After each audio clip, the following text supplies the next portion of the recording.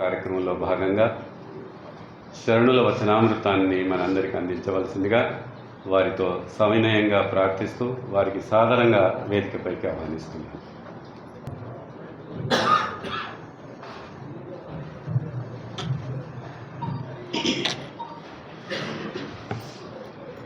ಓಂ ಶ್ರೀ ಗುರು ಬಸವಲಿಂಗಾಯ ನಮಃ. ಕಾಯದೊಳು ಗುರುಲಿಂಗ ಜಂಗಮದಾಯತವನರಿಯಲ್ಕೆ ಸುಲಭೋಪಾಯದಿಂದಿರಿಟ್ಟು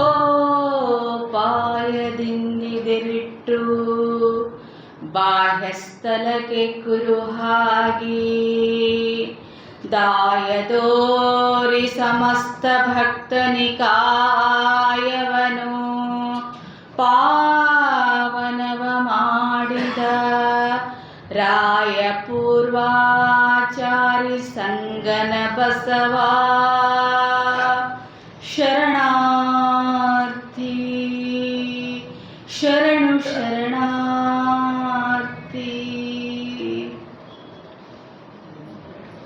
ಲಿಂಗಾಯತ ಧರ್ಮ ಸಂಸ್ಥಾಪಕ ಮಂತ್ರಪುರುಷ ಬಸವ ತಂದೆಯನ್ನು ಎನ್ನ ಹೃದಯ ಮಂದಿರದಲ್ಲಿ ಧ್ಯಾನಿಸಿಕೊಂಡು ವೈರಾಗ್ಯದ ನಿಧಿ ಜಗಕ್ಕೆಲ್ಲ ಅಕ್ಕನಾಗಿರುವ ಜಗನ್ಮಾತೆ ಜಗದಕ್ಕನ ದಿವ್ಯ ಚೇತನಕ್ಕೆ ಭಕ್ತಿಯಿಂದ ಸ್ಮರಿಸ್ತಾ ಶರಣು ಶರಣಾರ್ಥಿಗಳನ್ನು ಅರ್ಪಿಸ್ತಾ ಬಸವಾದಿ ಪ್ರಮಥರನ್ನು ಭಕ್ತಿಯಿಂದ ಮನದಲ್ಲಿ ನೆನೆದು ಈ ಒಂದು ಜಹೀರಾಬಾದಿನ ಲಿಂಗಾಯತ ಸಮುದಾಯದಿಂದ ಹಮ್ಮಿಕೊಳ್ತಕ್ಕಂಥ ಈ 15 ದಿವಸಕ್ಕೊಂದ್ಸರಿ ಬಸವ ಜ್ಯೋತಿ ಕಾರ್ಯಕ್ರಮ ಅಥವಾ ವಚನ ವೈಭವ, ಈ ಒಂದು ಅರ್ಥಪೂರ್ಣ ಕಾರ್ಯಕ್ರಮದಲ್ಲಿ ಭಾಗಿಯಾಗಿರ್ತಕ್ಕಂಥ ನನ್ನೆಲ್ಲ ಆತ್ಮೀಯ ಶರಣ ಬಂಧುಗಳಿಗೆ ಭಕ್ತಿಯ ಶರಣು ಶರಣಾರ್ಥಿ. ಶರಣು ಶರಣಾರ್ಥಿ. ನಿಜವಾಗ್ಲೂ ಇವತ್ತು 12ನೇ ಶತಮಾನದಲ್ಲಿ ಇದ್ದಿರ್ತಕ್ಕಂಥ ಅನುಭವ ಮಂಟಪ ಹೇಗಿತ್ತು ಅಂಥೇಳಿ ನಾವು ಕಲ್ಪನೆ ಮಾಡ್ಕೊತಿದ್ದೆ. ಆದರೆ ಇವತ್ತ ಜೈರಾಬಾದ್ನಲ್ಲಿ ನಿಮ್ಮ ಒಂದು ಅನುಭವ ಮಂಟಪ ನೋಡಿ ನಿಜವಾಗ್ಲೂ ಶರಣರು ಹಿಂಗೆ ಕೂತಿರ್ತಿದ್ರೇನೋ ಅನುಭವ ಮಂಟಪದಾಗ ಅಂತಕ್ಕಂಥ ಒಂದು ಆನಂದ ಇವತ್ತಾಗ್ತಾ ಇದೆ ಶರಣ ಬಂಧುಗಳೇ. ಅನೇಕ ವಿದ್ವಾಂಸರು, ವಿದ್ಯಾವಂತರು, ಪಂಡಿತರು ಹೇಳಿಕೆಗಳನ್ನು ಕೊಡ್ತಾ ಇದ್ದಾರೆ, ನಾವು ನೋಡ್ತಾ ಇದ್ದೀವಿ. ಯಾಕಂದ್ರೆ ಅನುಭವ ಮಂಟಪನೇ ಇರಲಿಲ್ಲ ಅಂತ ಒಬ್ಬರು ಹೇಳ್ತಾರೆ, ಎಂತೆಂಥ ಹೇಳಿಕೆಗಳು ಕೊಡ್ತಾ ಇದ್ದಾರೆ. ಅಂಥದ್ರ ಮಧ್ಯೆ ನಮ್ಮ ಅಸ್ತಿತ್ವವನ್ನು ಉಳಿಸ್ಕೊಳ್ತಕ್ಕಂಥ ಬಹುದೊಡ್ಡ ಜವಾಬ್ದಾರಿ ನಮ್ಮ ಮೇಲಿದೆ. ನಾವು ಯಾವಾಗಲೂ ನಮ್ಮ ಮೋದಿಯವರೇ ಪ್ರಜಾಪ್ರಭುತ್ವದ ತಾಯಿ, ಅದು ಕರ್ನಾಟಕದಲ್ಲಿದೆ, ಅದು ಬಸವ ಕಲ್ಯಾಣದ ಶರಣರು ನಮಗೆ ಕೊಟ್ಟರು ಪ್ರಜಾಪ್ರಭುತ್ವದ ವ್ಯವಸ್ಥೆ ಅಂತ ಹೇಳಿದಾಗಲೂ ಸಹಿತ ಇವತ್ತು ಎಂತೆಂಥ ಹೇಳಿಕೆಗಳು ಬರ್ತಾ ಇದ್ದಾವ ಅಂತಂದರೆ ಅನುಭವ ಮಂಟಪ ಇಲ್ಲ ಅಂತಕ್ಕಂಥ ಒಂದು ಹೇಳಿಕೆಗಳನ್ನು ನೋಡಿದಾಗ ನಾವು ಅದನ್ನು ಗಟ್ಟಿಯಾಗಿ ಪ್ರತಿಪಾದನೆ ಮಾಡ್ತಕ್ಕಂಥದ್ದು ನಮ್ಮೆಲ್ಲರ ಆದ್ಯ ಕರ್ತವ್ಯ ಅಂತಕ್ಕಂಥ ಮಾತುಗಳನ್ನು ಹೇಳ್ತಾ ನಾವು ನಿನ್ನೆಯಿಂದ ಅಕ್ಕನ ಜೀವನದ ದರ್ಶನದಲ್ಲಿ ತೊಡಗಿದ್ದೇವೆ. ಅಕ್ಕ ಅರಮನೆಯಿಂದ ಹೊರಟು ಬಿಟ್ಟಾಳ್ರಿ. ನಾವು ನಿನ್ನೆ ನೋಡಿದ್ವಿ, ನಮ್ಮ ಇತಿಹಾಸದ ಪುಟಗಳನ್ನು ನೋಡಿದಾಗ ಸ್ತ್ರೀಯು ಸಾಮಾಜಿಕವಾಗಿ ಬತ್ತಲೆಯಾಗಿರ್ತಕ್ಕಂಥ 2 ಘಟನೆಗಳನ್ನು ನಾವು ನೆನಪು ಮಾಡ್ಕೊಳ್ಬೋದು. ಮೊದಲನೇ ಘಟನೆ 12ನೇ ಶತಮಾನದಕ್ಕಿಂತ ಮೊದಲು ಮಹಾಭಾರತ ಅಂತ ಹೇಳ್ತೀವಿ. ಅದು ಕಲ್ಪನೆಯೋ ವಾಸ್ತವ ಗೊತ್ತಿಲ್ಲ, ಆದರೂ ಒಂದು ಘಟನೆ ಅಂತ ನಾವು ನೋಡಿದ್ದೆ. ಆದರೆ ದ್ರೌಪದಿ ಘಟಾನುಘಟಿಗಳಿದ್ರಿ ಅಲ್ಲಿ. ಭೀಷ್ಮ, ದ್ರೋಣ, ಪಂಚಪಾಂಡವರು ಎಂಥೆಂಥ ಅಧಿರಥ ಮಹಾರಥರ ಪುರುಷರ ಮಧ್ಯೆ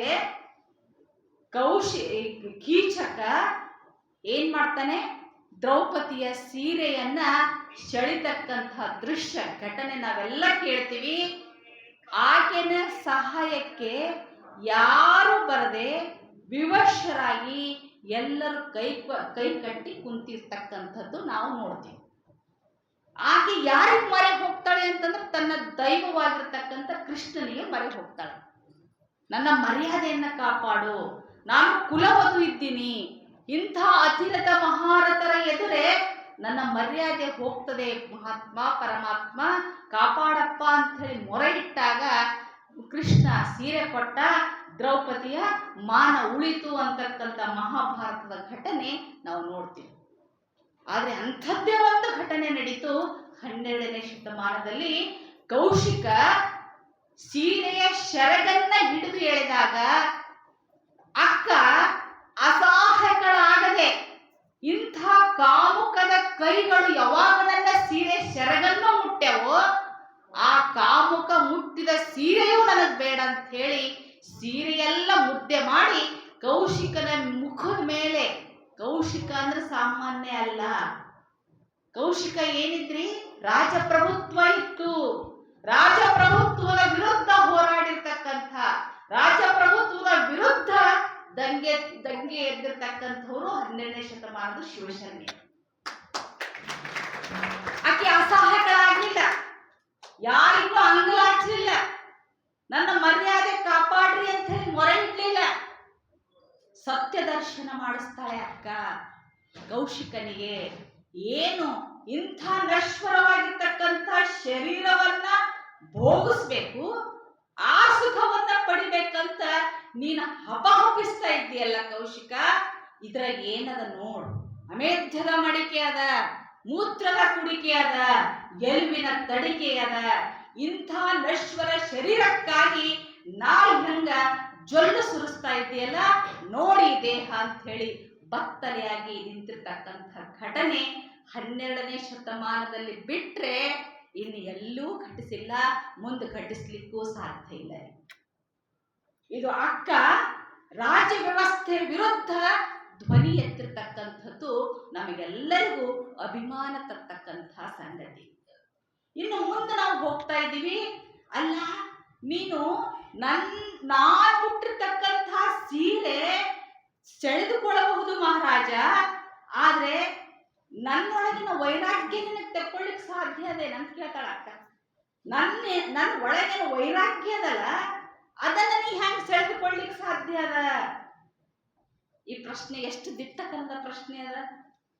ಅಂತ ಪ್ರಶ್ನೆಯನ್ನ ಹಾಕಿ ಅರಮನೆ ಪೂರ್ತಿ ಸ್ತಂಭೀಭೂತ ಆಗ್ಯದ, ನಿಶಬ್ದ ಆಗ್ಯದ.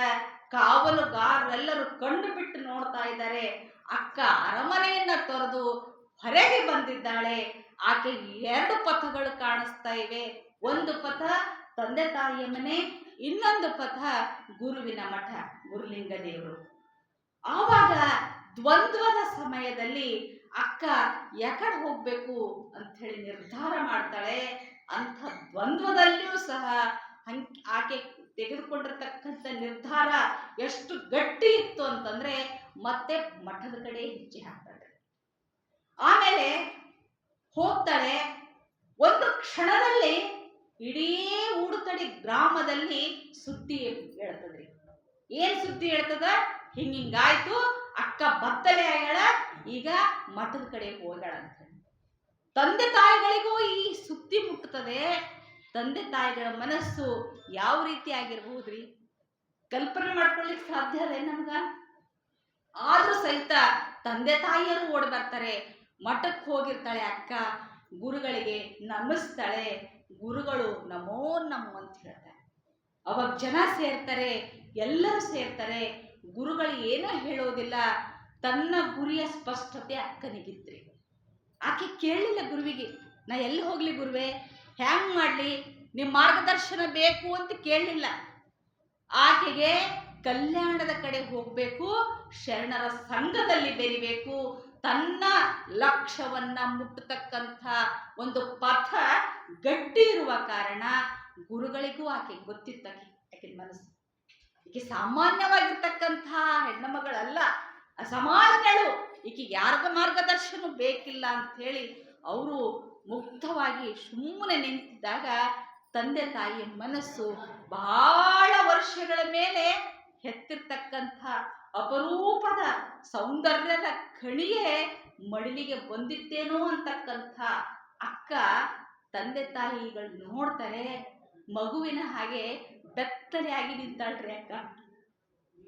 ಆವಾಗ ತಂದೆ ತಾಯಿ ಕೇಳ್ತಾರೆ, ಅಮ್ಮ ನಿಂದ ಏನು ಸ್ಥಿತಿ, ನೀ ಏನ ನಿನ್ನ ಗುರಿ ಅದಲ್ಲ, ನೀ ಮನೆಗೆ ನಡಿ, ಆ ನಿನ್ನ ಗುರಿಯನ್ನ ಈಡೇರಿಸ್ಕೊಳ್ಳಿಕ್ಕೆ ನಾವು ವ್ಯವಸ್ಥೆ ಮಾಡ್ತೀವಿ, ಮನೆಗೆ ನಡಿ, ಇಲ್ಲಿ ಉಡು, ಸೀರೆ ಉಡು, ಮತ್ತು ತಡಿ, ಇಲ್ಲೇ ಇರು, ಹೋಗ್ಬೇಡ. ಮೊದಲ ಇತಿಹಾಸದಲ್ಲಿ ಉಡುಗಣಿ ಇತ್ತು, ಅದು ಗ್ರಾಮಕ್ಕೆ ಹೆಸರು. ಆದ್ರೆ ಅವ್ರು ಹೇಳ್ತಾರೆ, ತಂದೆ ತಾಯಿ ಇಲ್ಲ, ಸೀರೆ ಉಟ್ಕೋ, ಇಲ್ಲೇ ನಿಂತು ಬಿಡು ಅಮ್ಮ, ನಿನ್ನ ಸಾಧನೆಗೆ ನಾವು ಅಡ್ಡಿ ಬರುವುದಿಲ್ಲ, ನಿನ್ನ ಮನಸ್ಸು ಇಚ್ಛೆ ಪಟ್ಟುವಂಗ ಇರ್ಲಿಕ್ಕೆ ನಾವು ಬಿಡ್ತೀವಿ ಅಂತಂದಾಗ ಅಕ್ಕ ಹೇಳ್ತಾಳೆ, ಎಷ್ಟು ಚಂದ ಹೇಳ್ತಾಳೆ ಅಂತಂದ್ರ, ಯಾಕಮ್ಮ ನನ್ನಲ್ಲಿ ಸಾಮರ್ಥ್ಯ ಕಡಿಮದಂತ ತಿಳ್ಕೊಂಡೇನು ಅಂದಾಗ, ಇಲ್ಲಮ್ಮ ನಿನ್ನ ಸಾಮರ್ಥ್ಯ ಗೊತ್ತು, ಆದ್ರೆ ನಿನಗ ಎಷ್ಟು ಅಪರೂಪ ಮಾಡಿ ಬೆಳೆಸಿವಿ, ಹಸು ಆದ್ರೆ ಏನ್ ಮಾಡ್ತಿ, ಎಲ್ಲಿ ಮಲ್ಕೊಳ್ತಿ, ಎಲ್ಲಿ ನೀರು ಕುಡಿತಿ ಅಂತ ಹೇಳಿ ತಾಯಿ ಕೇಳಿದಾಗ ಎಂಥ ದಿಟ್ಟದಿಂದ ಉತ್ತರ ಕೊಡ್ತಾಳೆ ಅಂತಂದ್ರ, ಹಸಿವಾದಡೆ ಭಿಕ್ಷಾನ್ನಗಳುಂಟು, ತೃಷೆಯಾದಡೆ ಕೆರೆಹಳ್ಳ ಬಾವಿಗಳುಂಟು, ಶಯನಕ್ಕೆ ಹಾಳು ದೇಗುಲಗಳುಂಟು, ಚನ್ನಮಲ್ಲಿಕಾರ್ಜುನಯ್ಯ ಆತ್ಮಸಂಗಾತಕ್ಕೆ ನೀ ನನಗುಂಟು. ಏನ್ ಚಿಂತೆ ಮಾಡಬೇಡಮ್ಮ ನೀನು, ತಂದೆ ತಾಯಿ ಹೇಳಿರ್ತಕ್ಕಂಥ ಮಾತುಗಳ್ರಿ, ಏನ್ ಚಿಂತೆ ಮಾಡಬೇಡ, ಹಸಿವಾದ್ರ ಭಿಕ್ಷೆ ಬೇಡ್ತೀನಿ, ನೀರಡಿಕೆ ಆಯ್ತಂದ್ರ ಕೆರೆಹಳ್ಳ ಬಾವಿಗಳವ, ಮಲ್ಕೊಳ್ಳಕ್ಕೆ ಯೋಚನೆ ಮಾಡಬೇಡ, ಅನೇಕ ಹಾಳು ದೇಗುಲಗಳವ, ಅಲ್ಲಿ ಮಲಗ್ತೀನಿ, ಎಲ್ಲಕ್ಕಿನ್ನ ಮುಖ್ಯವಾಗಿ ನಾನು ಒಂಟಿಯಲ್ಲ, ನನ್ನ ಜೊತೆ ಯಾರದಾರ, ಆತ್ಮಸಂಗಾತಕ್ಕೆ, ದೇಹವನ್ನು ಕುರಿತು ಹೇಳಿಲ್ರಿ, ದೇಹದ ಜೊತೆ ನೀವು ಬರ್ರಿ, ನನಗ್ ಭಯ ಆಗ್ತದ, ನೀವು ಬರ್ರಿ, ನನಗ್ ಕಲ್ಯಾಣತನ ಬಿಡ್ರಿ ಅಂತ ಎಂದು ಅಕ್ಕ ಹೇಳಿಲ್ಲ. ಅಕ್ಕನ ಗಟ್ಟಿತನ ಎಷ್ಟಿತ್ತು ಅಂದ್ರೆ, ಗುರುಲಿಂಗ ದೇವರು ದೀಕ್ಷೆ ಕೊಟ್ಟಾಗ ಹೇಳಿದ್ರು, ಇವನೇ ನಿನ್ನ ಪತಿ ಅಂತ. ಆ ನಂಬಿಕೆ, ಆ ಭಕ್ತಿ ಏನಿತ್ತಲ್ರಿ, ಆ ಭಕ್ತಿಯ ಎಷ್ಟು ಶಕ್ತಿ ಕೊಡ್ತದೆ ಯಾಕಂದ್ರೆ, ಆತ್ಮಸಂಗಾತಕ್ಕೆ ನೀ ನೆನಗುಂಟು ಅಂತ ಹೇಳಿ ತಾಯಿಗೆ ಸಮಾಧಾನ ಮಾಡ್ತಾಳೆ. ಅಲ್ಲಿರ್ತಕ್ಕಂಥ ಎಲ್ಲ ಬಂಧು ಬಳಗದವರು ಸಹ ನೆರೆತಾರೆ. ಅವಾಗ ನಮ್ಮಂತ ಬಂಧು ಬಳಗದವ್ರನ್ನೆಲ್ಲ ಬಿಟ್ಟು ಹೋಗ್ತೀಯನಮ್ಮ, ಬಿಟ್ಟು ಹೋಗ್ಬೇಡ ಅಂತ ಹೇಳಿ ಕೇಳಿದಾಗ ಆಕೆ ಲೌಕಿಕ ಸಂಬಂಧಗಳನ್ನೆಲ್ಲ ಕತ್ತರಿಸ್ಕೊತಾಳೆ. ಎಷ್ಟು ಚಂದ ಹೇಳ್ತಾರ ಅಂದ್ರೆ, ಉಪಮಾತೀತ ರುದ್ರಗಣಗಳು ಅವರೆನ್ನ ಬಂಧು ಬಳಗಗಳು ಅಂತ ಹೇಳ್ತಾರೆ. ಈಗ ನಾನು ಲೌಕಿಕದ ಅಕ್ಕನಲ್ಲ, ನನ್ನ ಬಂಧು ಬಳಗ ಯಾರು ಅಂತಂದ್ರ ರುದ್ರಗಣಗಳು. ನಮ್ಮ ಶ್ರೀಶೈಲ ಚನ್ನಮಲ್ಲಿಕಾರ್ಜುನನ ಒಲಿದಡೆ ಮರಳಿತ್ತ ಬಾರೆನಮ್ಮ ತಾಯಿ. ಅವರ ಶರಣರ ಒಲುಮೆಗಾಗಿ, ಲಿಂಗಯ್ಯನ ಆತ್ಮ ಸಾಕ್ಷಾತ್ಕಾರಕ್ಕಾಗಿ, ಬಸವಣ್ಣನವರನ್ನ ನೋಡ್ಬೇಕು ಅಂತಕ್ಕಂಥ ಹಂಬಲದಿಂದ ನಾನು ಶರಣರ ಸಂಘದಲ್ಲಿ ಹೋಗಿರ್ಬೇಕು ಅಂತ ನಡೆದೀನಿ. ಈಗ ಅವರೇ ನನಗೆ ಬಂಧು ಬಳಗ, ಲಿಂಗಯ್ಯನೇ ನನಗೆ ಪತಿ. ಒಂದು ವೇಳೆ ಅವರು ಒಲಿದ್ರ ಮತ್ತೆ ಈ ಜನ್ಮಕ್ಕೆ ಬರಂಗಿಲ್ಲ. ಮರಳಿತ್ತ ಬಾರಿ ನಮ್ಮ ತಾಯಿ ಅಂದ್ರೆ ವಾಪಸ್ ಬಂದು ಉಡುಗಣಿಗೆ ಬರೋದಲ್ರಿ, ಅಂದ್ರೆ ಈ ಜನ್ಮಕ್ಕೆ ಬರಂಗಿಲ್ಲ ಅಂತ. ಈ ಜನ್ಮನೇ ನನ್ನ ಮುಕ್ತಿಯ ಜನ್ಮ ಅಂತಕ್ಕಂಥ ಮಾತನ್ನು ಹೇಳ್ತಾ ಎಷ್ಟು ಚಂದ ತನಗೆ ತಾನೇ ಧೈರ್ಯ ತುಂಬ್ಕೋತಾಳಂದ್ರ, ನನಗೆ ಅಡ್ಡಿಯಾಗಿರ್ತಕ್ಕಂಥ ಎಲ್ಲ ಸಂಕೋಲೆ ಬಂಧನಗಳನ್ನು ಕಳ್ಚಿಕೊಂಡೆ ಅಂತ ಹೇಳ್ತಾಳ್ರಿ. ನಾವಾದ್ರೆ ಎಷ್ಟು ದುಃಖ ಪಡ್ತಿದ್ವಿ, ತವ್ರ ಮನೆ ಬಿಡಬೇಕು, ತಂದೆ ತಾಯಿಗಳಿಗೆ ಬಿಡಬೇಕು, ಗುರುಗಳಿಗೆ ಬಿಡಬೇಕು, ಊರು ಬಿಡಬೇಕು, ಬಂಧು ಬಳಗದವರನ್ನು ತೊರಿಬೇಕು, ಏನು ಕಷ್ಟ ಆಗ್ತದ್ರಿ ನಮ್ಗ, ಎಷ್ಟು ವ್ಯತ್ಯಯ ಆಗ್ತಿತ್ತು. ಆದ್ರೆ ಅಕ್ಕ ಹೇಳ್ತಾಳೆ, ಕೈಯ ಸಂಕಲೆಯ ಕಳೆದೆಯಲ್ಲ, ನನ್ನ ಕೈಗೆ ತೋಡಿಗಳಿದ್ದು ಅಂತ ಹೇಳ್ತಾಳ್ರಿ, ಬೇಡಿಗಳಿದ್ದು. ಕಾಲ ಸುತ್ತಿರ್ದ ಪಾಶವ ಹರಿದೆಯಲ್ಲ, ಕಾಲಿನಲ್ಲಿಯೂ ಬಲೆ ಇತ್ತು. ಯಾಕಂದ್ರೆ ಅರಮನೆ ಅಂತಕ್ಕಂಥದ್ದು ಕಾಲಿಗೆ ಬೇಡಿ ಹಾಕಿತ್ತು.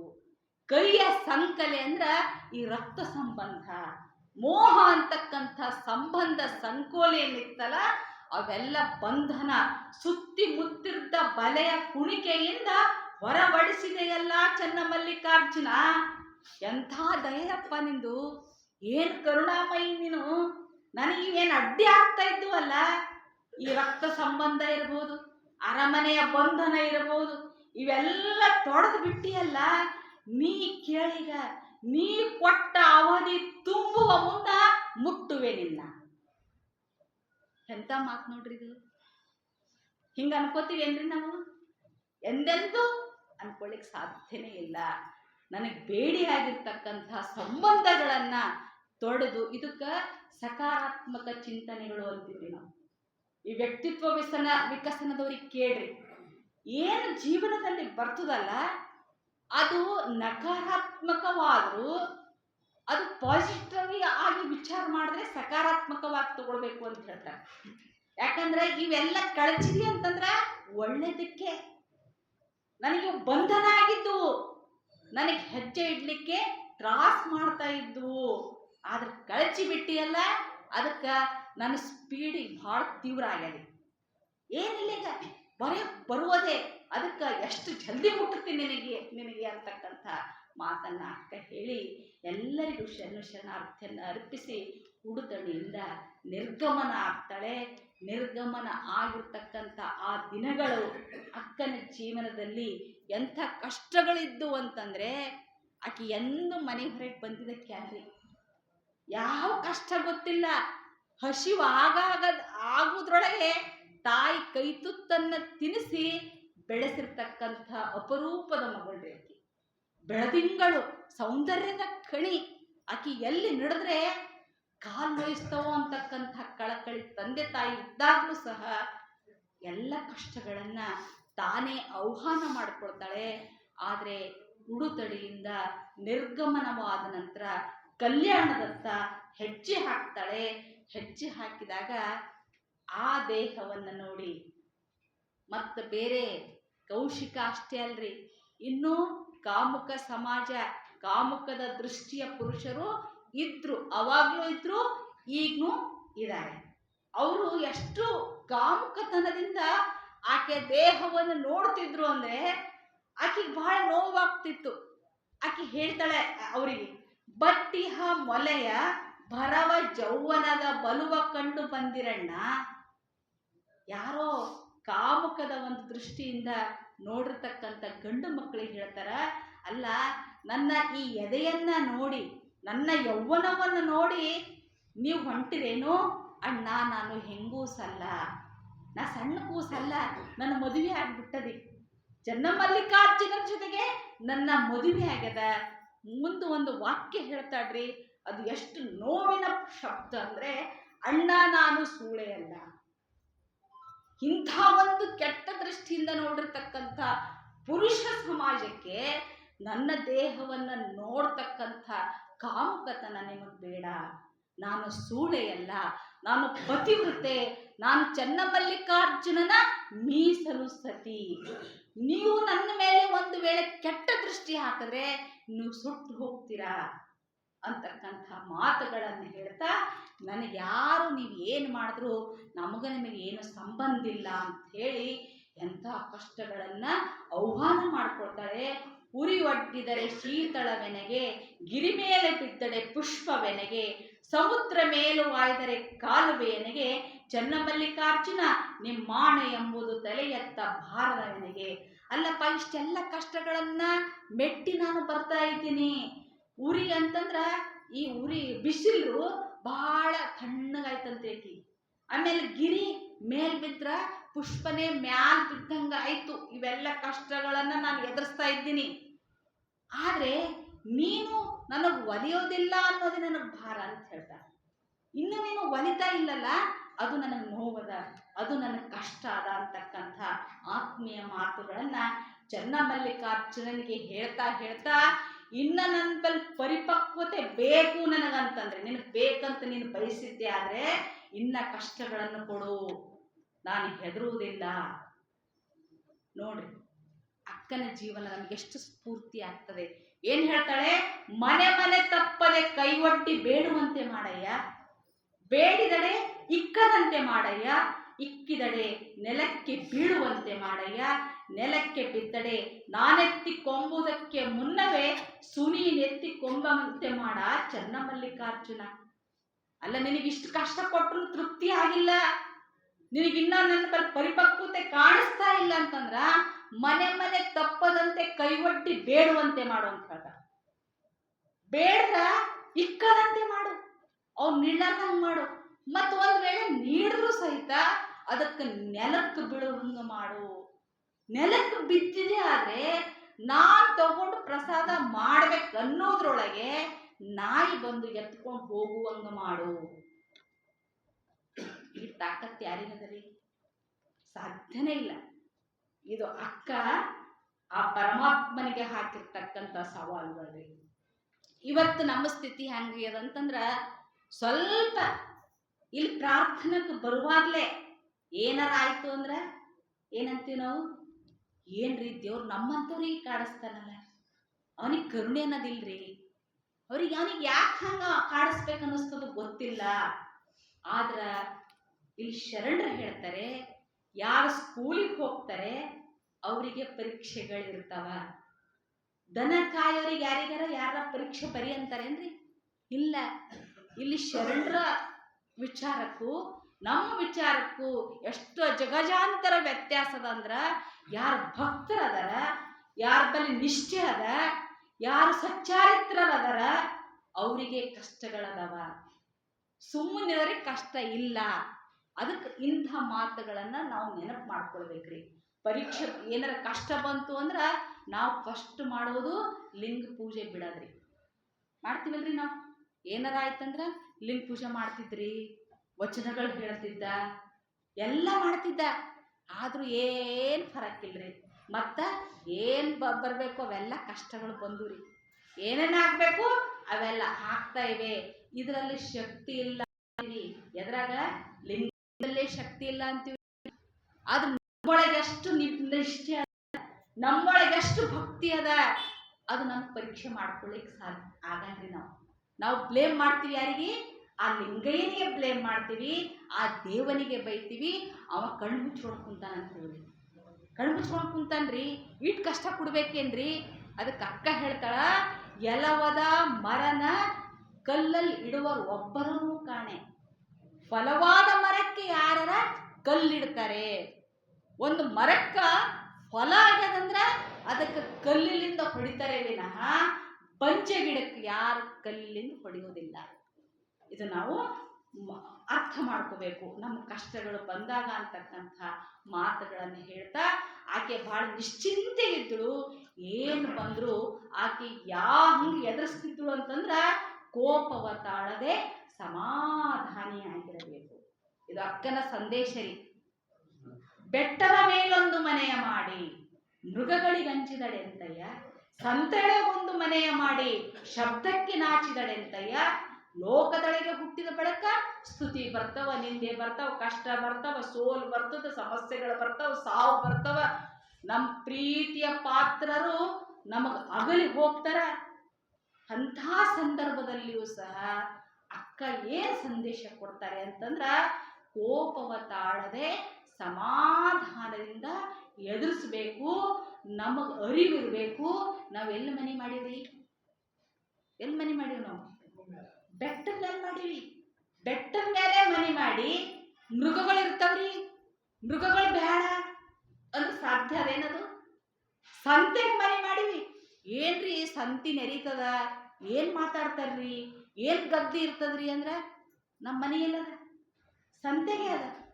ಮತ್ತು ಸಮುದ್ರದ ತಡಿಗೆ ಮನೆ ಮಾಡಿ ನೆರೆ ಬರ್ತವ, ತೊರೆ ಬರ್ತದ, ಪ್ರವಾಹ ಬರ್ತದ ಅಂದ್ರೆ ಹೆಂಗ ಅಂತ ಅಕ್ಕ. ಹಂಗಾಗಿ ಇವೆಲ್ಲ ಜೀವನ ಅಂದ್ರ ಇವೆಲ್ಲ ಇರ್ತಕ್ಕಂಥದ್ದೇ. ಸಮಸ್ಯೆಗಳಿರ್ತಾವ, ಕಷ್ಟಗಳಿರ್ತಾವ. ಅವುಗಳನ್ನು ಯಾವ ರೀತಿ ಎದುರಿಸ್ಬೇಕು ಅಂದ್ರ ಸಮಾಧಾನದಿಂದ ಎದುರಿಸ್ಬೇಕು ಅಂತಕ್ಕಂಥ ಸಂದೇಶವನ್ನ ಇಲ್ಲ ಅಕ್ಕ ಕೊಡ್ತಾರೆ. ನಂತರದಲ್ಲಿ ಇಂತಹ ಕಷ್ಟಗಳನ್ನೆಲ್ಲ ಮೆಟ್ಟಿ ಆ ಪ್ರಕೃತಿಗೆ ಮಾತಾಡಿಸ್ತಾ ಅಕ್ಕ ಹೋಗ್ತಾರೆ. ಚಿಲಿಮಿಲಿ ಎಂದು ಓದುವ ಗಿಳಿಗಳಿಗ ನೀವು ಕಾಣಿರಿ ಅಂತ ಹೇಳಿ ಪ್ರಕೃತಿಯೊಂದಿಗೆ ಮಾತಾಡ್ತಾ ಮಾತಾಡ್ತಾ ಅಳಿಸಂಕುಳವೇ ಮಾಮರವೇ ಅಂತಕ್ಕಂಥ ಮಾತುಗಳನ್ನ ಎಲ್ಲರ ಚನ್ನಮಲ್ಲಿಕಾರ್ಜುನ ಕಂಡರ ನಾನು ತೋರಿಸಿದೆ. ಮನುಷ್ಯರಿಗೆ ಕೇಳಿದ್ರೆ ತೋರಿಸಲ್ಲ ಅದಕ್ಕೆ ಗೊತ್ತದ್ರಿ. ಪರಮಾತ್ಮ ಎಲ್ಲನ ಸಿದ್ದೇಶ್ವರ ಅಪ್ಪಾಜಿ ಹೇಳ್ತಿದ್ರಲ್ರಿ, ಪರಮಾತ್ಮ ಎಲ್ಲನ ಪ್ರಕೃತಿಯೊಳಗೇನ, ಪ್ರಕೃತಿಯಲ್ಲೇ ಪರಮಾತ್ಮ ಇರುವುದರಿಂದ ಪರಮಾತ್ಮನನ್ನ ನೀವು ನೋಡಿರೇನು ಅಂತೇಳಿ ಎಲ್ಲ ಪಶು ಪ್ರಾಣಿ ಪಕ್ಷಿ ಗಿಡ ಎಲ್ಲಕ್ಕೆ ಕೇಳ್ತಾ ಕೇಳ್ತಾ ಆಕೆ ಮುಂದೆ ಎಂಥ ಸ್ಥಿತಿ ಬರ್ತದಂತಂದ್ರೆ, ಮೊದಲಿನ್ನ ಹಸಿವು ಆಗ್ತಿತ್ತು ಅಂತಕ್ಕಂಥ ಬಯಕೆ ಇತ್ರಿ. ಆದ್ರೆ ಅಕ್ಕ ಹೇಳ್ತಾಳೆ, ಹಸಿವೆ ನೀನು ನಿಲ್ಲು. ಎಂಥ ಸ್ಥಿತಿ, ಎಂಥ ಭಕ್ತಿರಿ ಅಕ್ಕಂದು. ತೃಷಿಯೇ ನೀನು ನಿಲ್ಲು. ಮನೆ ಬಿಟ್ಟಾಗ ಹಸಿವಾದ್ರ ಇನ್ನ ಭಿಕ್ಷೆ ಬೀಳ್ತೀನಿ ಅಂದಿದ್ದು, ತೃಷೆ ಆದ್ರ ನೀರು ಕುಡಿತೀನಿ, ಕೆರೆ ಹಳ್ಳ ಬಾವಿಗಳುಂಟು ಅಂತ ಹೇಳಿದ್ದು. ಆದ್ರೆ ಈಗಷ್ಟು ಪಕ್ವತೆ ಬಂದಿತ್ತು ಅಕ್ಕನಲ್ಲಿ ಅಂದ್ರ, ಹಸಿವೇ ನಿಲ್ಲು, ತೃಷೆಯೇ ನಿಲ್ಲು, ಕಾಮವೇ ನಿಲ್ಲು, ಕ್ರೋಧವೇ ನಿಲ್ಲು, ಲೋಭವೇ ನೀನು, ಮೋಹ ಮದ ಮತ್ಸರ ಎಲ್ಲ ನಿಲ್ರಿ ಅಂತ ಹೇಳಿದ್ರಿ. ಇದು ಒಂದ್ ಸ್ವಲ್ಪ ವಿಚಾರ ಮಾಡಿದ್ರ 1-2 ತಾಸು ನಮ್ಮ ಹಸಿವಿಗೆ ಪೋಸ್ಟ್ಮನ್ ಮಾಡ್ಬೋದ್ರಿ. 1-2ಕ್ಕೆ ನಮ್ಮ ಪ್ರಸಾದ ಆಗ್ತಿತ್ತಂದ್ರ 4 ಗಂಟೆ ತನಕ ತಡಿಬೋದು. ಅಲ್ಲಿಂದ ತಡ್ಕೊಳಕ್ ಸಾಧ್ಯ ಇದೆ ನಮ್ಗೆ. ಆದ್ರೆ ಅಕ್ಕ ಹೇಳ್ತಾಳೆ, ಹಸಿವೆ ನೀನ್ ನಿಂತು ಬಿಡು. ಕಾಮ ಇಲ್ಲಿ ಕುಂತ್ ಕೇಳುವಾಗ, ಇಲ್ರಿ ನನಗೇನು ಆಶೆಗಳಿಲ್ರಿ, ನನ್ನ ಆಶೆಗೆಲ್ಲ ಮುಕ್ತ ಆಗ್ಯಾವ ಅಂತ ಹೇಳ್ತೀನಿ. ಆದ ಅನುಭವ ಮಂಟಪದಿಂದ ಹೊರಗೆ ಹೋದಾಗ ಕಾಮ ಎದ್ದು ಕುಣಿತದ. ನಮ್ಮ ಬಾಜು ಮನೆಯವರು ನಮ್ಮ ಮುಂದೆ ವ್ಯಾಪಾರ ಚಾಲು ಮಾಡ್ಯಾರ. ಆದ್ರೆ ನಮ್ದು ಮನೆ 2 ಅಂತಸ್ತದ, ಅವ್ರು ಆಗ್ಲೇ 4 ಅಂತಸ್ತು ಮನೆ ಕಟ್ಟಾರಂತಿ. ಇದು ಕಾಮ. ಯಾರೋ ಒಬ್ಬ ಹಿರಿಯರು ಕಾಶಿಗೆ ಹೋದ್ರೆ ಏನಾರ ಬಿಟ್ಟು ಬರ್ಬೇಕಂತೇಳಿ, ಒಂದು ಸಿಟ್ಟು ಬಿಟ್ಟು ಬರ್ಬೇಕಂತ ಹೇಳಿ ಪ್ರತಿಜ್ಞೆ ಮಾಡಿ ಹೋಗಿರಂತ್ರಿ. ಎಲ್ಲ ಹೋಗಿರಲ್ರಿ ನೀವು ಕುಂಭಮೇಳಕ್ಕೆಲ್ಲ? ಹೋದ್ರಲ್ಲ? ಹೋಗ್ಲಿಲ್ಲ ಅಂದ್ರೆ ಚಪ್ಪಾಳೆ ಹಾಕೋರು ಗಮನವೇ. ಯಾಕಂದ್ರೆ ಕಾಶಿಗೆ ಹೋಗಿ ಸಿಟ್ಟು ಬಿಟ್ಟು ಬರ್ಬೇಕಂತ ಹೇಳಿ ಒಬ್ರು ಹಿರಿಯರು ಹೋದ್ರು. ಅವಾಗೆಲ್ಲ ಒಂದು ಪ್ರತೀತಿ ಇತ್ತು, ಕಾಶಿಗೆ ಹೋದ್ರೆ ಏನಾರ ಬಿಟ್ಟು ಬರ್ಬೇಕಂತ ಹೇಳಿ. ನಮ್ಮ ಸುಧಾಮೂರ್ತಿ ಅವರು ಹೋದಾಗ ಏನ್ ಪ್ರತಿಜ್ಞೆ ಮಾಡಿರು ಕಾಶಿಗೆ ಹೋದಾಗ ಅಂದ್ರೆ, ನಾ ಇನ್ನು ಮುಂದೆ ಸೀರೆ ತಗೊಳಲ್ಲ ಅಂತ ಬಿಟ್ಟು ಬಂದಿರಂತ್ರಿ. ಈ ಮನುಷ್ಯನು ಸಿಟ್ಟು ಬಿಟ್ಟು ಬರ್ಬೇಕಂತ ಹೋಗಿ ಬಂದ. ಆಮೇಲೆ ಕಾಶಿಗೆ ಹೋಗಿ ಬಂದವರಿಗೆಲ್ಲ ಏನೇನು ಮಾಡ್ತಾರಲ್ರಿ, ಬಟ್ಟಿ ಮಾಡ್ತಾರಲ್ಲ. ಯಾಕಂದ್ರೆ ವಾಪಸ್ ಬರೋದು ಬಹಳ ಕಷ್ಟ ಇತ್ತು. ಈಗ ಮೊನ್ನೆ ಕುಂಭಮೇಳಕ್ಕೆ ಹೋದವ್ರು ವಾಪಸ್ ಬಂದಿದೆ ದೊಡ್ಡ ಸಂಗತಿ ಆಯ್ತು ನೋಡ್ರಿ. ಹಂಗಿತ್ತು ಅವಾಗಿನ ಕಾಲಕ್ಕೆ. ನಡ್ಕೋತ ಹೋಗ್ಬೇಕು, ಕಷ್ಟಗಳಿರ್ತಿತ್ತು, ಅನಾರೋಗ್ಯ ಇರ್ತಿತ್ತು. ಒಂದ್ ವೇಳೆ ಕಾಶಿಗೆ ಅಲ್ಲಿ ಹೋದಲ್ಲೇ ಸತ್ರ ಮುಕ್ತಿ ಇರ್ತಿತ್ತು, ಸ್ವರ್ಗಕ್ಕೆ ಹೋದ್ರಂತ ಹೇಳಿ ಇವ್ರು ಹೋಗಿ ಪಿಂಡ ಪ್ರದಾನ ಮಾಡ್ತಿದ್ರಲ್ಲಿ ಹೋಗಿ. ಅಂಥ ದಿನಗಳಲ್ಲಿ ವಾಪಸ್ ಬಂದನಲ್ಲ, ಪುನರ್ಜನ್ಮ ಆಯ್ತಂತ ಹೇಳಿ ಬಂದು ಬಳಗದವರೆಲ್ಲರೂ ಬಂದು ಮತ್ತವನಿಗೆ ಬಟ್ಟಿ ಅಯ್ಯರಿ ಮಾಡಿ ಮತ್ತ ಅವನ ಆಯುಷ್ಯವನ್ನು ಬಯಸ್ತಿದ್ರು. ಹಂಗಿತ್ತು ಪದ್ಧತಿ. ಆಮೇಲೆ ಎಲ್ಲರೂ ಹೋಗ್ಲಕ್ ಆಗ್ತಾ ಇದ್ದಿಲ್ಲ. ಕಾಶಿಗೆ ನಾವಂತೂ ಹೋಗಲ್ಲ, ನೀವು ಹೋಗಿ ಬಂದಿರಂತ ಹೇಳಿ ಅವನ ಕಾಲ ನೆನ್ಷನ್ ಮಾಡ್ತಿದ್ರು.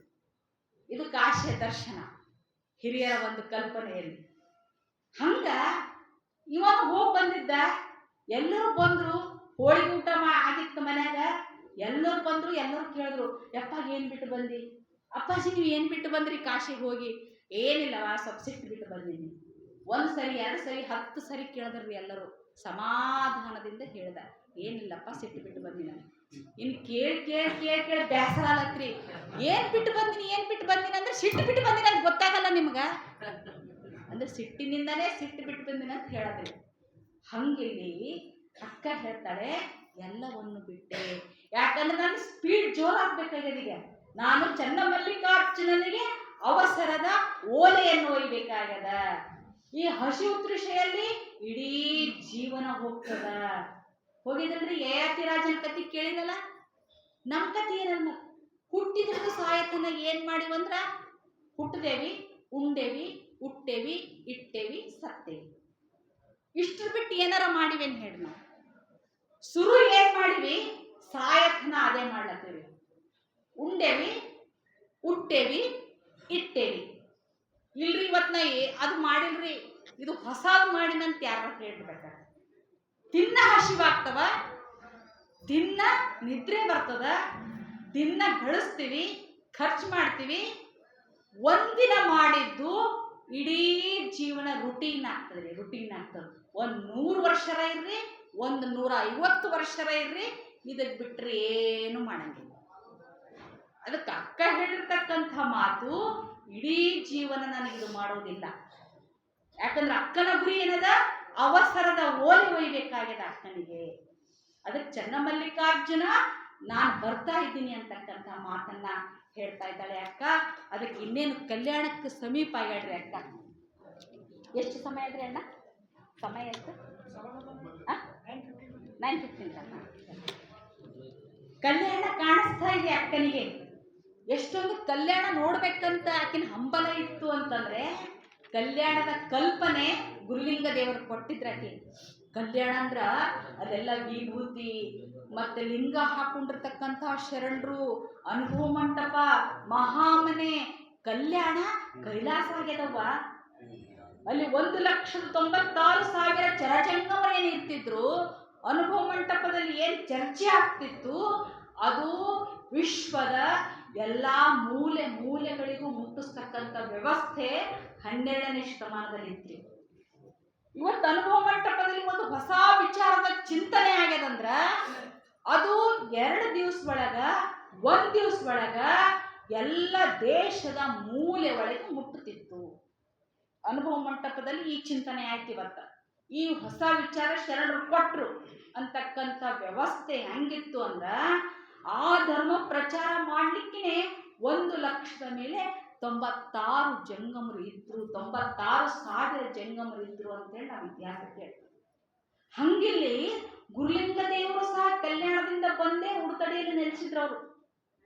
ಆ ಉಡುತಡಿಯ ಮಠಕ್ಕೆ ನಿತ್ಯ ಕಲ್ಯಾಣದಿಂದ ಜಂಗಮರು ಬರ್ತಾ ಇದ್ರು. ಆ ಒಂದು ಕಲ್ಪನೆ ಅಕ್ಕನಿಗೆ ಹುಟ್ಟಿದಾಗಿನಿಂದ ಇತ್ರಿ. ಬಸವಣ್ಣ ಅಂದ್ರೆ ಎಂತ ಬಸವಣ್ಣರಿ ಅವರು, ಕಲ್ಯಾಣಕ್ಕಾಗಿ ಕಂಕಣಬದ್ಧರಾಗ್ಯಾರ. ಶೂನ್ಯ ಪೀಠಾಧ್ಯಕ್ಷ ಅಲ್ಲಂಪ್ರಭುಗಳದಾರ, ಚಿನ್ಮಯ ಜ್ಞಾನಿ ಚನ್ನಬಸವಣ್ಣ ಅದಾರ, ಸಿದ್ದರಾಮೇಶ್ವರ ಅದಾರ. ಒಬ್ರ ಇಬ್ರ ಸತ್ಯಕ್ಕ ಅದಾಳ, ಲಕ್ಕಮ್ಮ ಅದಾಳ, ಅಮ್ಮಗೆಮ್ಮೆ ಅದಾಳ. ಎಂಥ ಶಿವಶರಣೆಯರೆಲ್ಲ ಅದಾರ. ಅವ್ರು ದರ್ಶನ ಮಾಡಬೇಕು ಅಂತಕ್ಕಂಥ ಆತುರದಿಂದ ಇನ್ನ ಕಲ್ಯಾಣದ ದ್ವಾರಕ್ಕೆ ಬಂದ ನಿಲ್ತಾಳೆ. ಬಂದ ನಿಂತ ತಕ್ಷಣ ಆಕೆ ಹೇಳ್ತಾಳ, ಕಲ್ಯಾಣವೆಂಬುದು ಕಲ್ಯಾಣ ಕೈಲಾಸವೆಂಬ ನುಡಿ ಹಸನಾಯಿತು ಅಂತ ಹೇಳ್ತಾಳೆ. ಒಳಗೂ ಕಲ್ಯಾಣ, ಹೊರಗೂ ಕಲ್ಯಾಣ. ಇದು ಕಲ್ಯಾಣ ಅನ್ನೋದು ಕೇವಲ ಭೌತಿಕ ಪ್ರದೇಶಕ್ಕೆ ಸೀಮಿತ ಅಲ್ಲ. ಕಲ್ಯಾಣ ಅಂದ್ರೆ ಈಗ ನಾವು ನೋಡೋ ಬಸವ ಕಲ್ಯಾಣ ಅಷ್ಟೇ ಅಲ್ಲ. ಅಂತರಂಗದ ಕಲ್ಯಾಣ, ಬಹಿರಂಗದ ಕಲ್ಯಾಣ, ಒಳಗೂ ಕಲ್ಯಾಣ, ಹೊರಗೂ ಕಲ್ಯಾಣ. ಈ ಕಲ್ಯಾಣವನ್ನ ಪ್ರವೇಶ ಮಾಡ್ಬೇಕಾದ್ರೆ ಅಕ್ಕ ಇಂಥವ್ರು ಮಾತ್ರ ಪ್ರವೇಶ ಮಾಡ್ಬೇಕಂತ ಹೇಳಿ ಕ್ವಾಲಿಫಿಕೇಶನ್ ಕೊಡ್ಲಿಕ್ಕತ್ತಾಳ. ಕಲ್ಯಾಣವೆಂಬುದಿನ್ನಾರಿಗೆ ಹೋಗಬಹುದು, ಹೋಗಬಾರದಯ್ಯ, ಅಸಾಧ್ಯವಯ್ಯ. ಕಲ್ಯಾಣವನ್ನ ಪ್ರವೇಶ ಮಾಡ್ಬೇಕಾದ್ರೆ ಬಹಳ ಕಷ್ಟ ಅದ ಅಂತ ಹೇಳ್ತಾರೆ. ಬಹಳ ಕಷ್ಟ ಅದ. ಒಳಗಿನ ಕಲ್ಯಾಣ ಪ್ರವೇಶ ಮಾಡ್ಬೇಕಾದ್ರೂ ಕಷ್ಟ ಅದ, ಹೊರಗಿನ ಕಲ್ಯಾಣ ಪ್ರವೇಶ ಮಾಡ್ಬೇಕಾದ್ರೂ ಕಷ್ಟ ಅದ. ಯಾರಿಗೆ ಸಾಧ್ಯ ಅಂದ್ರೆ, ಯಾರು ಆಶೆ ಆಮಿಷ ಅಳಿದಂಗಲ್ಲದೆ ಕಲ್ಯಾಣದ ಅಡಿ ಇಡಬಾರದು. ಯಾರು ಹೋಗ್ಲಿಕ್ಕೆ ಸಾಧ್ಯ ಅಂದ್ರೆ, ಯಾರು ಆಶೆಯನ್ನು ಅಳೆದಿರ್ತಾರೆ, ಆಮಿಷಗಳನ್ನ ಬಿಟ್ಟಿರ್ತಾರೆ, ಅವ್ರು ಮಾತ್ರ ಕಲ್ಯಾಣ ಪ್ರವೇಶ ಮಾಡಲಿಕ್ಕೆ ಯೋಗ್ಯರು. ಒಂದು ವೇಳೆ ನಾವು ಅವಲೋಕನೆ ಮಾಡಿಕೊಂಡಿದ್ದೇ ಆದ್ರೆ ನಂಬಲ್ಲಿ ಏನಾಗ್ಯವ್ರಿ, ಇವು 3 ಪಟ್ಟು 4 ಪಟ್ಟು ಆಶೆ ಮತ್ತು ಆಶೆಕ್ಕಿಂತಲೂ ಆಮಿಷ. ಯಾವಾಗ ಈ ಜಾತಿ ರಾಜಕಾರಣ ಬಂತಲ್ರಿ, ಬಂದ ಮೇಲೆ ಆಮಿಷ ಭ್ರಷ್ಟಾಚಾರ ಹೆಚ್ಚಾಗಿರ್ತಕ್ಕಂಥದ್ದು ಮನುಷ್ಯನ ಆಶೆಯಿಂದ. ಆಶೆ ಏನ್ ಮಾಡ್ತದ, ಲಂಚ ವಂಚನೆಗೆ ಕೈ ಆನ್ಲಿಕ್ಕೆ ಹಚ್ಚುತ್ತದೆ ನಮಗೆ. ನಮ್ಮಿವತ್ತು ಕರ್ನಾಟಕ ಭ್ರಷ್ಟಾಚಾರದಲ್ಲಿ 2ನೇ ಸ್ಥಾನದಲ್ಲಿದೆ. ಭ್ರಷ್ಟಾಚಾರ ನಿರ್ಮೂಲನೆ ಮಾಡಿರ್ತಕ್ಕಂಥ ತತ್ವ ಕೊಟ್ಟ ಕರ್ನಾಟಕದಲ್ಲಿಯೇ ಈ ವ್ಯವಸ್ಥೆ ಇರಬೇಕಾದ್ರೆ ಇನ್ನು ಇಡೀ ನಮ್ಮ ಭಾರತದಲ್ಲಿ ಭ್ರಷ್ಟಾಚಾರ ಯಾವ ಮಟ್ಟಕ್ಕೆ ಇರ್ಬೋದ್ರಿ? ನಾವು ಸೀದಾ ಆಫೀಸಿಯಲ್ಲಿ ಪ್ರಾಮಾಣಿಕವಾಗಿ ಏನಾರ ಒಂದು ಕೆಲಸ ಆಗ್ತಿತ್ತಂದ್ರೆ ನಾವು ಬರ್ಕೊಡ್ಬೋದ್ರಿ. ಆಗ್ತದೇನ್ರಿ? ಇಲ್ಲ. ಹೇಳ್ತಾರ ಜೀವನದಪ್ಪರು, ಮರಕ್ಕೆ ಬಾಯಿ ಬೇರೆಂದು ತಳಕ್ಕೆ ನೀರೆರಿಬೇಕಂದ್ರೆ. ಒಂದು ಆಫೀಸ್ಗೆ ಹೋದ್ರ ಒಬ್ಬ ಆಫೀಸರಿಗೆ ಮಾತಾಡ್ಬೇಕಾದ್ರ ಬೆಂಚಿನ ಕೆಳಗಿಂದ ಕೈ ಹೋಗೇಬೇಕಂತ. ಅಂತ ವ್ಯವಸ್ಥೆಯೊಳಗೆ ನಾವಿದ್ದೀವಿ. ಅಕ್ಕ ಹೇಳ್ತಾಳ, ಒಳ ಹೊರಗು ಶುದ್ಧನಾದಂಗಲ್ಲದೆ ಕಲ್ಯಾಣವ ಹೋಗಬಾರದು, ಕಲ್ಯಾಣದ ಒಳಗು ತಿಳಿಯಬಾರದು. ಚನ್ನಮಲ್ಲಿಕಾರ್ಜುನನಿಗೆ ನಾವು ಒಲಿಬೇಕಾದ್ರೆ ಉಭಯ ಲಜ್ಜೆ ಅಳಿದೆನಾಗಿ ಕಲ್ಯಾಣವಂ ಕಂಡು ನಮೋ ನಮೋ ಎನ್ನುತ್ತಿರ್ತೇನು. ಇಂಥ ಪವಿತ್ರತೆ ನಮ್ಮಲ್ಲಿ ಬರಬೇಕು.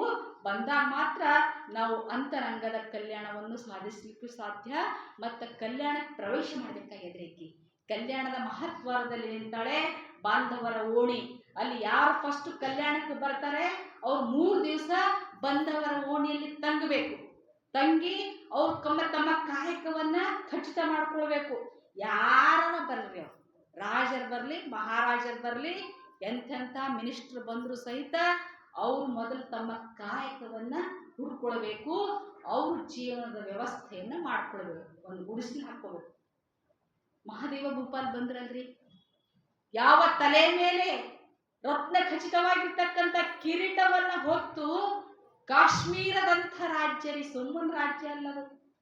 ಕಾಶ್ಮೀರ ಅಂದ್ರೆ ಅದು ಭೂ ಕೈಲಾಸ ಅಂತ ಹೇಳ್ತೀವಿ. ಅಂತಹ ಸಮೃದ್ಧಿಯ ರಾಜ್ಯದಿಂದ ಮಹಾದೇವ ಭೂಪಾಲ ಬಂದ ಕೂಡಲೇ ಯಾರು ರಾಜ ಮಹಾರಾಜ ನೀ ರಾಜ್ಯವನ್ನು ತೊರೆದು ಬಂದೀಯಾ ಅಂತ ಹೇಳಿ ಅನುಭವ ಮಂಟಪದಲ್ಲಿ ಪ್ರವೇಶ ಕೊಡ್ಲಿಲ್ಲ. ಅವ್ರಿಗೆ ಏನ್ ಮಾಡಿದ್ರು, 3 ದಿವಸ ಬಾಂಧವರ ಓಣೆಯಲ್ಲಿ ತಗ್ಲಿಕ್ಕೆ ಅವಕಾಶ ಕೊಟ್ಟರು. ಏನ್ ಮಾಡಿದ್ರು, ನಿನ್ನ ಕಾಯಕ ರಾಜನಾಗಿ ಮೆರೆದಿರಬಹುದು, ಆದ್ರೆ ಈಗ ನೀನೊಂದು ಕಾಯಕ ಕಂಡುಕೊಳ್ಬೇಕು ಅಂದಾಗ ಮಹಾದೇವ ಭೂಪಾಲ ಎಂತಹ ಸರಳ, ಎಷ್ಟು ಹಂಬಲದಿಂದ ಬಂದಿದ್ರು ಅವರೆಲ್ಲ ಅಂತಂದ್ರ, ನಾನು ರಾಜ್ಯ ತೊರೆದು ಬಂದಿನಿ ಅಂತಕ್ಕಂಥ ಅಭಿಮಾನವನ್ನು ಬಿಟ್ಟರು. ನನ್ನ ಈ ತಲೆ ಮೇಲೆ ಹೊನ್ನಿನ ಕಿರೀಟ ಇತ್ತು ಅನ್ನೋದನ್ನ ಮರೆತರು. ಕಟ್ಟಿಗೆಯನ್ನ ಹೊತ್ತರು, ತಲೆ ಮೇಲೆ ಗುಡಿಸಲನ್ನ ಹಾಕೊಂಡು ಜೀವನ ಪ್ರಾರಂಭ ಮಾಡಿದ್ರು. ಅಂಥವ್ರಿಗೆ ಮಾತ್ರ ಕಲ್ಯಾಣದಲ್ಲಿ ಪ್ರವೇಶ ಇದೆ ಅಂತಕ್ಕಂಥ ಮಾತನ್ನ ಇಲ್ಲಿ ಅಕ್ಕ ಹೇಳ್ತಾ ಇದ್ದಾಳೆ. ನಾವು ಈಗ ಅವ್ರಂಗೆಲ್ಲ ಮಾಡ್ಲಿಕ್ಕೆ ಸಾಧ್ಯ ಇಲ್ಲ. ಆದ್ರೂ ಸಹಿತ ನಮಗ್ ನಾವೇ ಪ್ರಾಮಾಣಿಕವಾಗಿ ನಮ್ಮಲ್ಲಿ ನಾವು ಕಲ್ಯಾಣದ ಪ್ರವೇಶ ಮಾಡಬೇಕಾದ್ರೆ ನಮ್ಮೊಳಗೆ ಏನಾರ ಸ್ವಲ್ಪ ಬದಲಾವಣೆ ಆಗಿದೆಯೇ ಅಂತಕ್ಕಂಥ ಪ್ರಶ್ನೆಯನ್ನ ನಮಗೆ ನಾವೇ ಹಾಕ್ಕೊಳ್ಬೇಕು ಅಂತಕ್ಕಂಥ ಮಾತನ್ನು ಹೇಳ್ತಾ ಮುಂದೆ ಬಂದವರ ಓಣಿಯಲ್ಲಿ ಕಿನ್ನರಯ್ಯನ ಪರೀಕ್ಷೆ ಆಗ್ತದೆ. ಅಕ್ಕನಿಗೆ ನೋಡ್ರ, ಅಷ್ಟೆಲ್ಲ ದಾರಿ ಸವಿಸಿ ಬಂದಳು. ಅಪ್ಪನಿಗೆ ಕಳವಳ ಆಗ್ತಿತ್ತು. ಎಂಥ ಸಣ್ಣ ಮಗು, 12 ವರ್ಷದ ಹೆಣ್ಣು ಮಗಳು ಬತ್ತಲೆಯಾಗಿ ಬರ್ತಿದ್ದಾಳೆ ಅಂತಕ್ಕಂಥ ಸುದ್ದಿ ಬಸವಣ್ಣವ್ರಿಗೆ ಗೊತ್ತಿತ್ತು. ಆದ್ರೆ ಅಲ್ಲಮ ಪ್ರಭುಗಳು ಆಕೆಯಲ್ಲಿರ್ತಕ್ಕಂಥ ಇನ್ನ ಸ್ವಲ್ಪ ಏನಾರ ಕುಂದು ಕೊರತೆಗಳಿದ್ರೆ ಅವುಗಳನ್ನೆಲ್ಲ ಕಟ್ ಮಾಡಿ ಪೂರ ಪರಿಶುದ್ಧಗೊಳಿಸ್ಬೇಕನ್ನೋದು ಅಲ್ಲಮ ಪ್ರಭುಗಳ ಇಚ್ಛೆ ಆಗಿತ್ತು.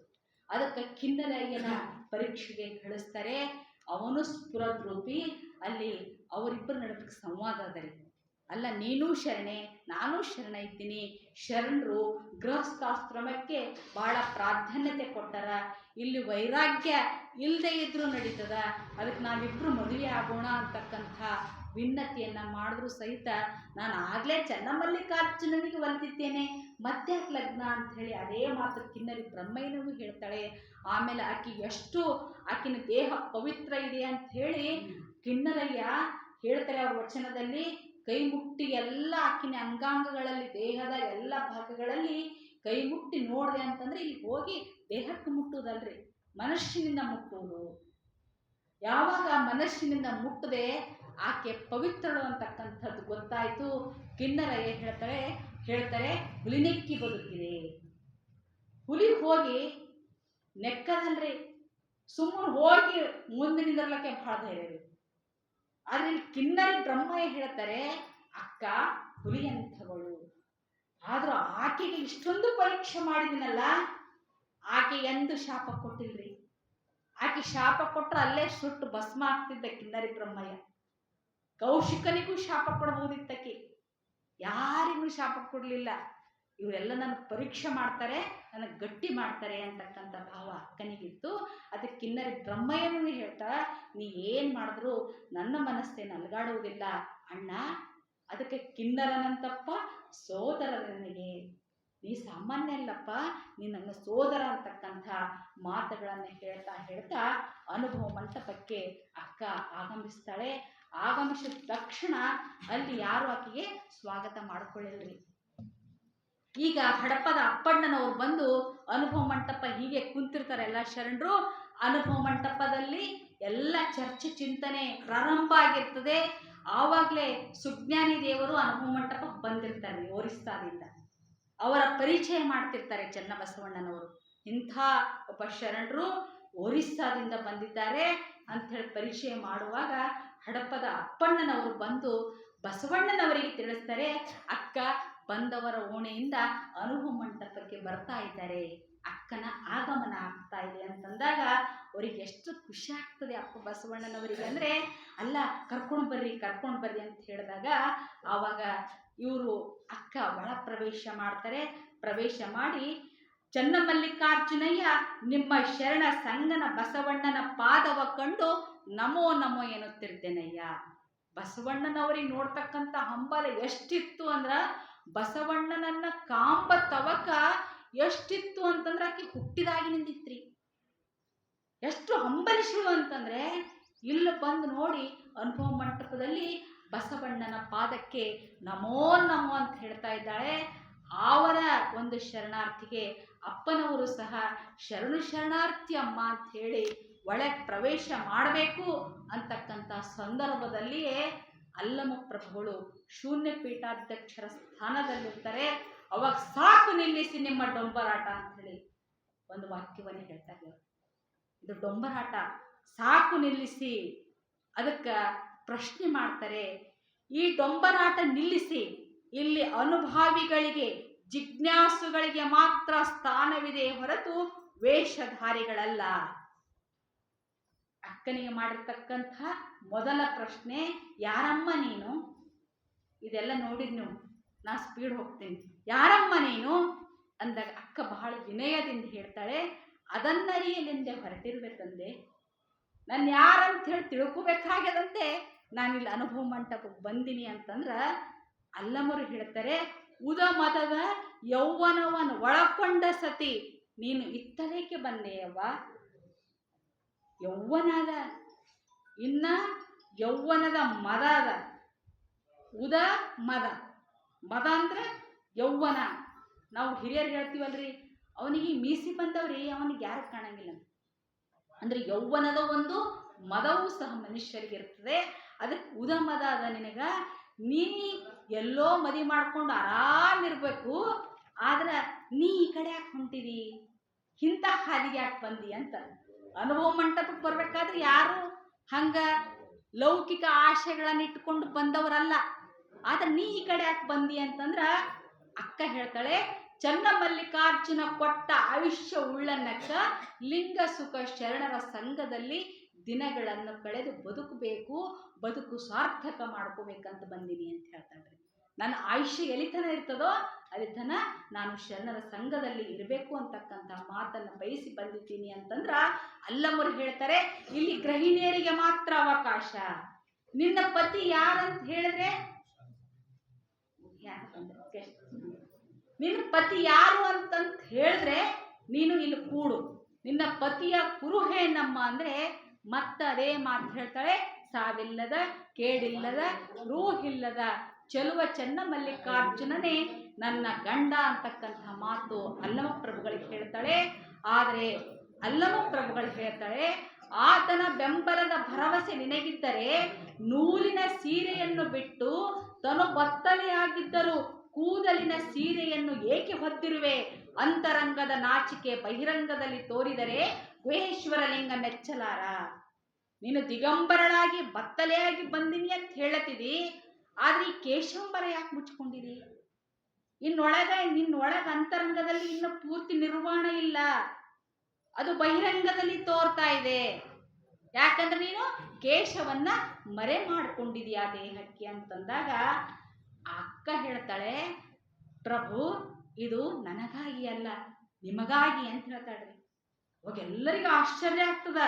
ಹೌದು ಪ್ರಭುವೇ, ಇನ್ನು ಸಾಧನೆ ಹಂತದಲ್ಲಿರುವ ಸಾಧಕರಮ್ಮನ್ನ ವಿಕಾರಗೊಳ್ಳಬಾರದೆಂದು ಮುಚ್ಚಿರುವೆ. ನೀವೇನೋ ಪರಿಪೂರ್ಣರು, ಪರಿಪಕ್ವರು, ವೈರಾಗ್ಯದ ಮೇರು ಪರ್ವತ ಇರ್ಬೋದು, ಚನ್ನಬಸವಣ್ಣ ಇರ್ಬೋದು, ಸಿದ್ದರಾಮೇಶ್ವರ ಇರ್ಬೋದು. ಆದರೆ ಅನುಭವ ಮಂಟಪದಲ್ಲಿ ಎಲ್ಲರೂ ಪರಿಪೂರ್ಣತೆ ಇರಲಾರರು ಸಾಧಕರು ಇರ್ತಾರೆ. ಅವರ ಮನಸ್ಸು ವಿಕಾರಗೊಳ್ಳಬಾರ್ದು ಅಂತಕ್ಕಂಥ ಉದ್ದೇಶದಿಂದ ಈ ಕೂದಲನ್ನ ದೇಹಕ್ಕೆ ಮರೆ ಮಾಡಿರುವೆ ಅಂತಕ್ಕಂಥ ಮಾತನ್ನು ಹೇಳ್ತಾರೆ. ಅವಾಗ ಬಸವಣ್ಣವರು ಭಲೆ ಭಲೆ ತಾಯಿ, ಎಂಥ ಉತ್ತರ ಕೊಟ್ಟಿ ಅಮ್ಮ ಅಂತ ಹೇಳಿದಾಗ ಅಕ್ಕ ಅಲ್ಲವರಿಗೆ ಪ್ರಶ್ನೆ ಮಾಡ್ತಾಳೆ. ಏನಂದ್ರ, ಶಿವದೃಷ್ಟಿಯಾದ ತಾವು ಶರೀರ ದೃಷ್ಟಿಯಿಂದ ಏಕೆ ನುಡಿವಿರಿ? ನಿಮ್ಮ ಚಿತ್ತ ಶಿವಚಿತ್ತ ಅದ. ನಿಮಗೆ ನೀವು ಯಾರಿಗೆ ನೋಡ್ತೀರಿ ಅವ್ರು ನೀವು ಶಿವನ ಸ್ವರೂಪಗಳು ಕಾಣಬೇಕು ನಿಮಗ. ಆದ್ರೆ ನೀವು ನನ್ನ ದೇಹವನ್ನು ನೋಡ್ತಾ ಇದ್ದೀರಲ್ಲ ಅಂತಂದಾಗ ಅಕ್ಕ ಹೇಳ್ತಾಳೆ, ನಾನು ದೇಹ ಈ ಕಾಯ ಶಿವದೃಷ್ಟಿಯವರಾದ ನಾವು ಶರೀರ ದೃಷ್ಟಿಯಿಂದ ನೀವು ನೋಡಬಾರ್ದು. ಯಾಕಂದ್ರೆ ಕಾಯ ಕರ್ರನೆ ಕಂದಿದಡೇನೋ ಮಿಂಚಿದಡೇನೋ, ಶರೀರಕ್ಕೂ ಈ ಆತ್ಮಕ್ಕೇನೋ ಬಹಳ ಅಂದ್ರೆ ಶರೀರ ಮುಖ್ಯ ಅಲ್ಲ, ನಮಗ ಸಾಧನೆಗೆ ಬಳಸ್ಕೋಬೇಕು. ಆದ್ರೆ ನೀವು ಮಾಡ್ತಕ್ಕಂಥ ಪ್ರಶ್ನೆ ನೇರವಾಗಿ ಶರೀರಕ್ಕವ ಅಂತ ಹೇಳಿ ಕೇಳ್ತಾಳ್ರಿ ಅಕ್ಕ. ಆವಾಗ ಅಲ್ಲಮ ಪ್ರಭುಗಳು ಹೇಳ್ತಾರೆ, ಹಣ್ಣಿನ ಸಿಪ್ಪೆ ಸುಲಿದಿಟ್ಟರೆ ಹಣ್ಣಿನ ರಸ ಕೊಳಕಾಗುತ್ತದೆ. ಸೀರೆ ಕಳಚಿದ ಸ್ತ್ರೀಲ ಕೆಡುವುದಿಲ್ಲವೇ? ಅಂದ್ರ ಒಂದು ಹಣ್ಣು ಇರ್ತದೆ, ಅದ್ರ ಮ್ಯಾಗಿನ ಸಪ್ಪೆ ತೆಗೆದ್ರ ಹಣ್ಣು ಕೊಳಕಾಗ್ತದೆ. ಹಂಗ ನೀನು ಒಳಗೆ ನಿರ್ವಾಣ ಅದಂತೇಳಿ ಹೊರಗೆ ನೀನೆ ಸೀರೆ ಉಟ್ಕೊಳ್ಳದೆ ಹೋದ್ರ ನಿನ್ನ ಶೀಲ ಭಂಗ ಬರುವುದಿಲ್ಲೇನು ಅಂತಂದಾಗ ಅವಾಗ ಹೇಳ್ತಾಳೆ ಅಕ್ಕ, ಇಲ್ಲ ಅದು ಕೆಡ್ತಕ್ಕಂಥ ಭಯದಿಂದನೇ ನಾನು ಆ ರಸ ಅವಾಗೆ ಕುಡಿದು ಬಿಟ್ಟಿನಿ ಅಂತ. ಹಣ್ಣಿನ ರಸ ಅವೇ ಕುಡಿದು ಬಿಟ್ಟಿನ, ಅದು ಕೊಳಕಾಗುವ ಭಯ ಇಲ್ಲ ನನಗೆ ಅಂತಕ್ಕಂಥ ಅನೇಕ ಪ್ರಶ್ನೆಗಳು ಉತ್ತರಗಳು ನಡೆದ ಮೇಲೆ ಇನ್ನ ಭಲೆ ಭಲೆ ಜಗನ್ಮಾತೆ ಜಗದಕ್ಕ ನೀನು ಅಂತಕ್ಕಂಥ ಶರಣರ ಸಂಬೋಧನೆ ಅನುಭವ ಮಂಟಪದಲ್ಲಿ ಅಕ್ಕನಿಗೆ ಮಾಡ್ತಾರೆ.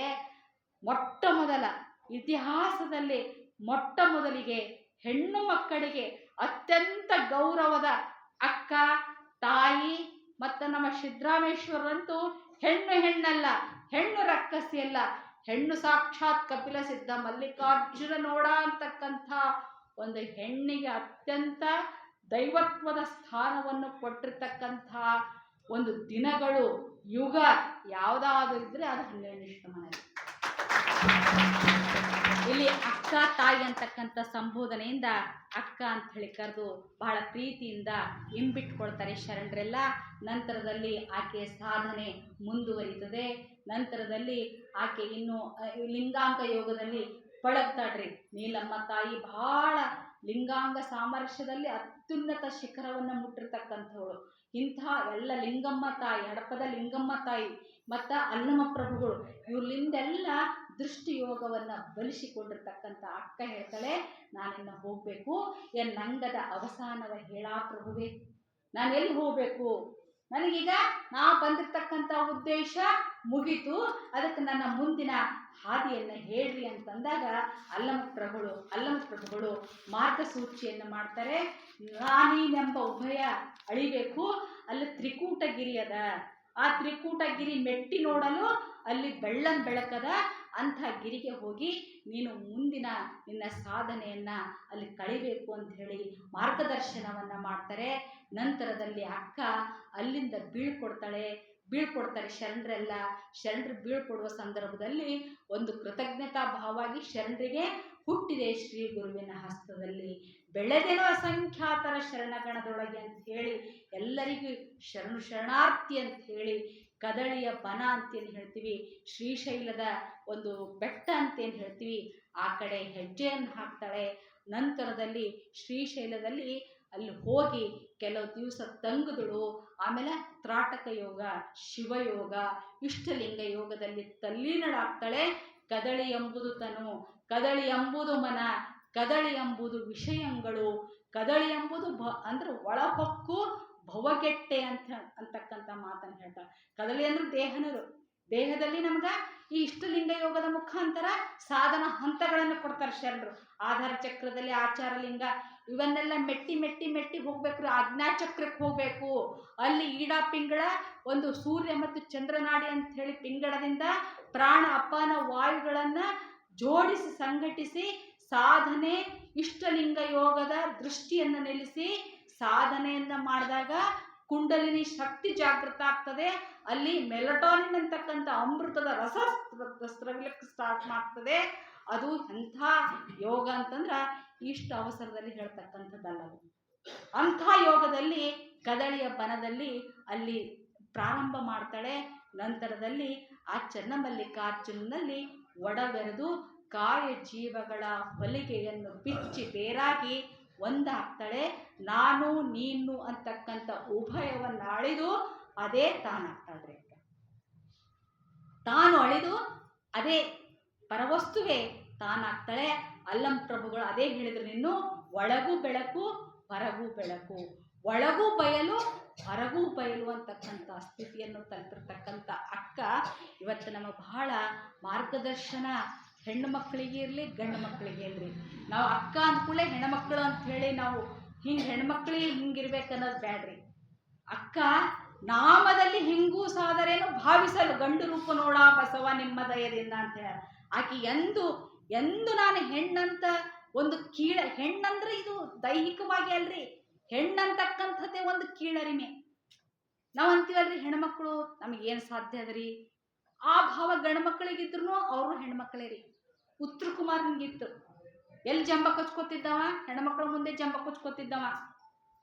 ಏನೋ ಅಸಹಾಯಕ, ನನ್ನಿಂದ ಏನು ಸಾಧ್ಯ ಇಲ್ಲ ಅಂತಕ್ಕಂಥ ಕೀಳರಿಮೆ ಏನಿತ್ತಲ್ಲ, ಇದೇ ಹೆಣ್ಣು. ಎಲ್ಲವನ್ನ ಮೆಟ್ಟುತ್ತೀನಿ, ಎಲ್ಲವನ್ನ ಧೈರ್ಯದಿಂದ ನಾ ಸ್ವೀಕಾರ ಮಾಡ್ತೀನಿ, ನಾನು ಪುರುಷ ಅಂತಕ್ಕಂಥ ಏನು ಈ ಆತ್ಮಸ್ಥೈರ್ಯ, ಧೈರ್ಯ ಮತ್ತು ಚಾರಿತ್ರ್ಯ ಹಿಂಗೇನಿರ್ತದಲ್ಲ, ಇದೇ ಗಂಡು ಅಂತಕ್ಕಂಥ ಮಾತನ್ನ ಇಲ್ಲಿ ಶರಣರು ಹೇಳ್ತಾ ಇದ್ದಾರೆ.